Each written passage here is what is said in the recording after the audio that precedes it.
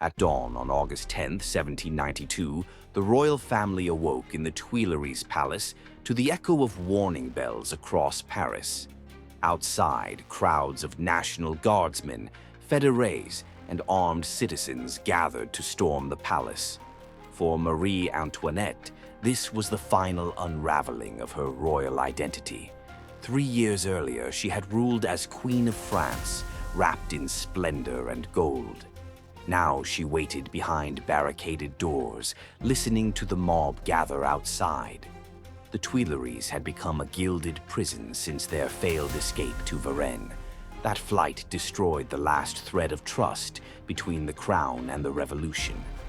Public hatred turned from the king to the queen. She was mocked as Madame Deficit, blamed for the kingdom's ruin. Her Austrian birth only deepened the whispers of betrayal. As the mob advanced, the Swiss guards braced themselves for the assault. But Louis XVI hesitated. He refused to order the attack.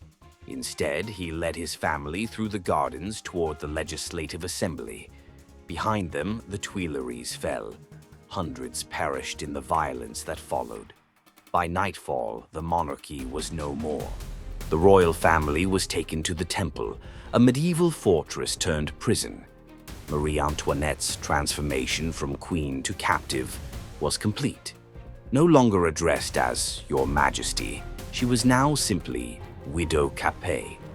She would never again sleep in a palace. On the night of August 2nd, 1793, officials entered the Temple prison with a final order. Marie Antoinette was told she would be moved before dawn. Her destination was the Conciergerie, the antechamber of the guillotine. From that moment, she was cut off from her children forever. The prison ledger recorded her under a new name, Widow Capet. Her cell was barely 3 meters long, stone walls slick with moisture.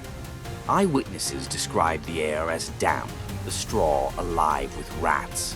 She slept on straw for days before being granted a wooden bed. An order placed her under constant surveillance day and night. Even when she changed clothes, they refused to turn away. Officer Michonis later testified she had no privacy at all.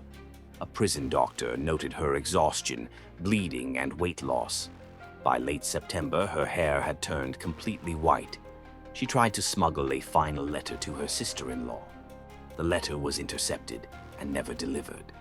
On October 14, 1793, her trial began inside the Conciergerie. The charges went beyond treason. They sought humiliation. She was accused of plots, espionage, and even incest with her son. Even some revolutionaries denounced the charge as vile manipulation. Antoine Fouquier-Tinville demanded her swift execution. The courtroom was filled with Jacobin supporters, bayonets gleaming under torchlight. Witness after witness read rumors disguised as truth.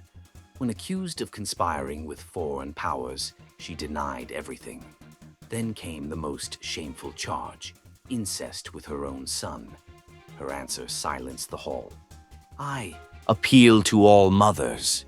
Even her enemies paused, struck by her dignity. But the verdict was already written before the trial began. After 2 days, the jury returned with a unanimous decision: death by guillotine. She listened without flinching, her hands folded in her lap. The sentence was read aloud at 4 in the morning. She was given only hours to prepare for death. At 7 a.m., she was awakened for the final time. She dressed in plain white, the color of mourning in France. Her hands were bound tightly behind her back. Unlike her husband, she was denied a closed carriage. The cart creaked forward through Rue Saint-Honoré. Thousands lined the streets to watch her final passage. She sat upright, silent, her gaze fixed ahead. Her hair had been cut short by the executioner's assistant. At last, the cart reached the Place de la Révolution. The air was heavy with silence as she stepped from the cart. She climbed the wooden steps with slow, deliberate grace. The executioner, Henri Sanson, stood waiting beside the blade. She accidentally stepped on his foot and turned to him. "Pardon me, sir," she said. I did not do it on purpose." Those were her last recorded words. At 12:15 p.m., the blade fell. The crowd erupted. "Vive la République!" Yet some witnesses recalled a sudden, eerie silence. Her body was placed in a simple wooden coffin. No name marked the grave. She was buried among hundreds who perished in the terror. Paris moved on, but her story lingered. In 1815, her remains were exhumed. They were reburied in the Basilica of Saint-Denis beside past kings. The queen who once ruled in silk now rested among stone. Her fall marked more than the end of a dynasty. It was the death of an entire world built on divine right.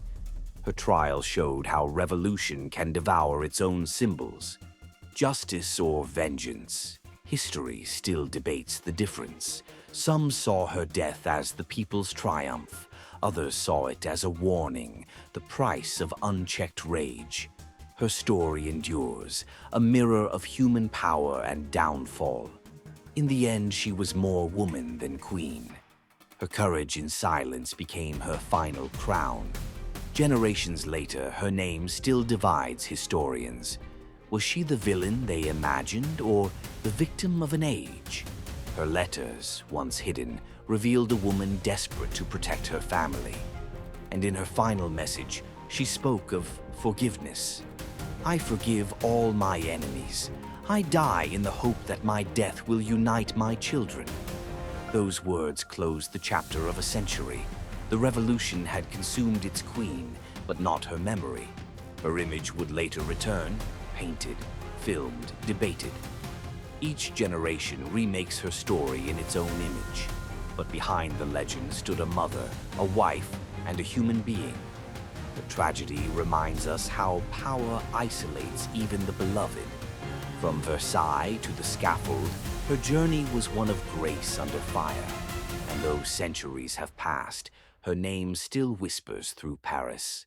The wind on the Seine still carries the echo of bells that once summoned a queen. And somewhere between legend and truth, she still lives. Centuries fade, but her voice still lingers in the corridors of history. Versailles remains, its mirrors still holding her reflection. Tourists now tread where royalty once trembled. The guillotine is gone, but its shadow still stretches across memory. Her name has outlived both kings and revolutionaries. She began as a foreign bride, became a queen, and died as a symbol. Some remember her extravagance, others her endurance. Both are true, for history holds no saints, only survivors. Her life remains a mirror for power, pride, and mercy. From royal feast to famine, from silk to straw, she lived every extreme of her time. In the silence before the blade, she found her truth. A truth written not in titles, but in courage. Even in defeat, she carried herself as a queen. And so her story endures, not as tragedy, but as testimony. For every empire that rises must face its own reckoning. Every throne, no matter how golden, will one day stand empty. And every legend, no matter how distant, begins and ends with a heartbeat. Marie Antoinette, queen, prisoner, mother, martyr. Her final words echo through time. "I forgive all my enemies." And perhaps in that forgiveness, history found its peace.